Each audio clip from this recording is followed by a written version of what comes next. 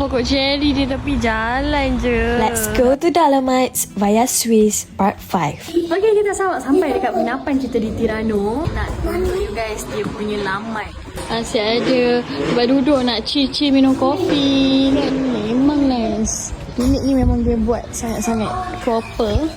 Okay, siap ada map lagi. Dia explain apa yang best kat sini. Ni dia punya dapur. Nak masak pun boleh. Ada coffee maker, ada toaster, ada oven. Ni peti ais je. Peti ais je built-in dengan kabinet. Okay, so this is the toilet. Not bad sebab agak luas. Dan yang paling penting, tada! Ada mesin basuh. So kalau kata nak buat laundry, bolehlah buat dekat sini. Such a nice and simple place. Okay, for a quick transit in Tirano. Of course, my favorite part is this.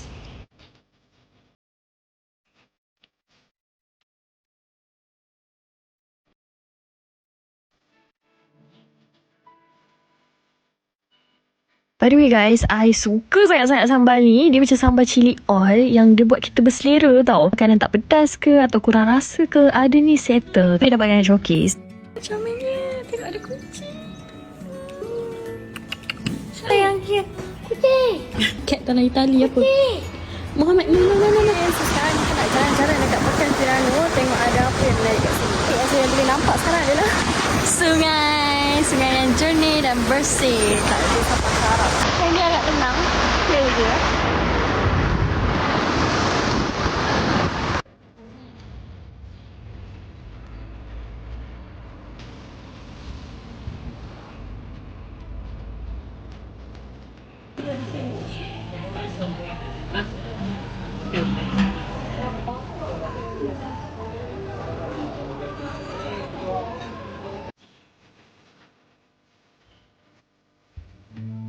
Good morning from Tirano. Okay, hari ni plan kita nak ke Milan. Perjalanan akan ambil masa dalam 2.5 jam macam tu. Tak banyak yang kita boleh explore kat Tirano sebab semalam penat. I would say Tirano ni is a very chill town. Dia tak sesak and orang-orang dia pun friendly. If you nak satu unit yang selesa, semua ada. Book property ni di Agoda. Nanti I akan include nama property di bawah. Okay? Guys, ada pokok cherry tau. Nampak tak? Nak cherry. Nanti kita cari, okey? Kita nak pergi atas. Nana nak panjat? Pokok cherry di tepi jalan je. Akhirnya tiba masa untuk meninggalkan Tirano dan bergerak ke Milan. InsyaAllah ada rezeki kita jumpa lagi.